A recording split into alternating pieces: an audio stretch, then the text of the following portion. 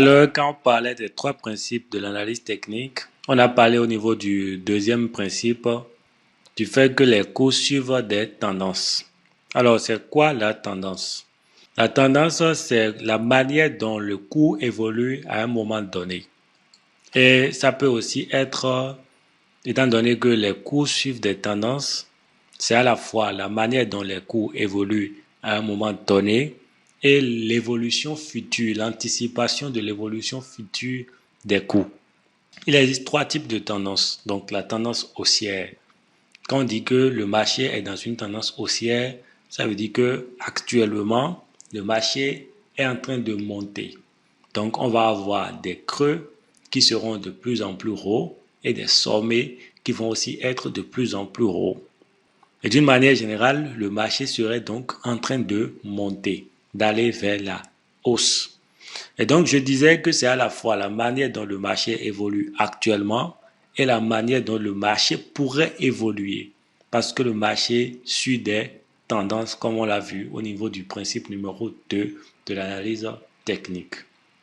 Et quand on parle de tendance baissière, c'est exactement l'opposé. Ça veut dire que le marché va vers le bas.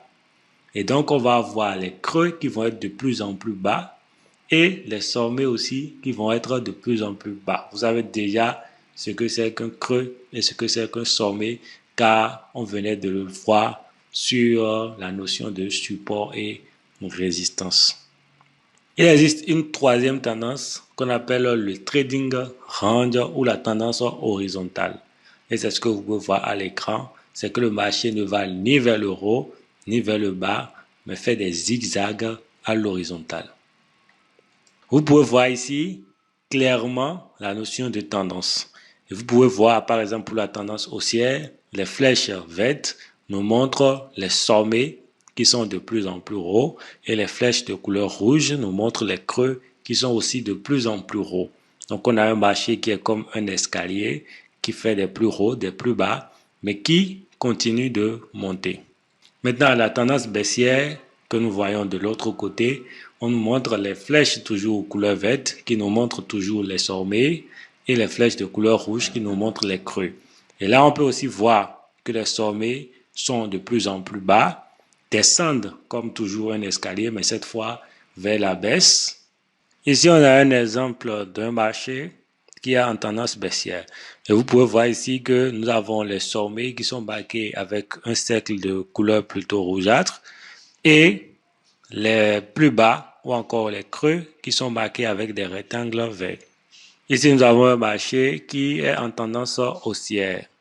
Et on peut voir les creux qui sont marqués avec un cercle de couleur rouge et les sommets avec un cercle de couleur bleue.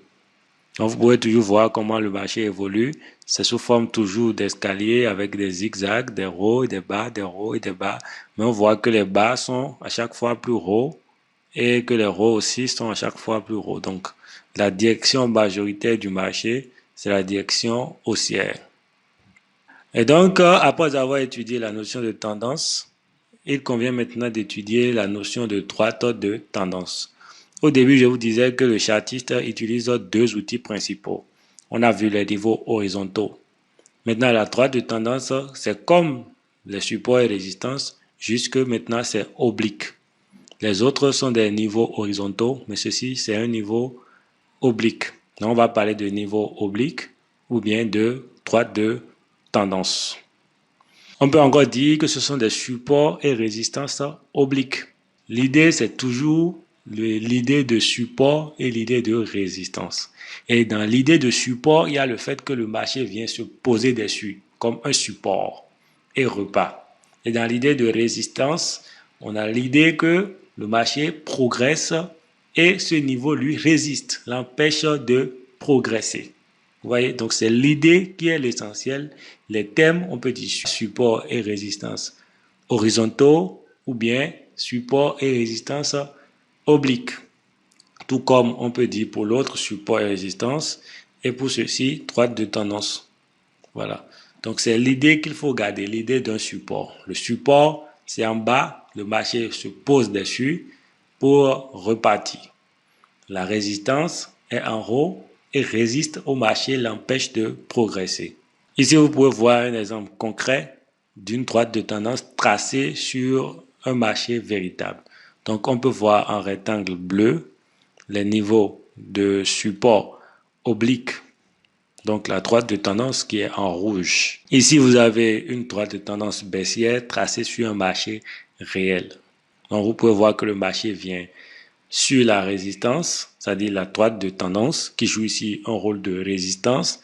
Le marché vient toucher et n'arrive pas à passer vers le haut et ça résiste au marché, entraînant les cours vers le bas.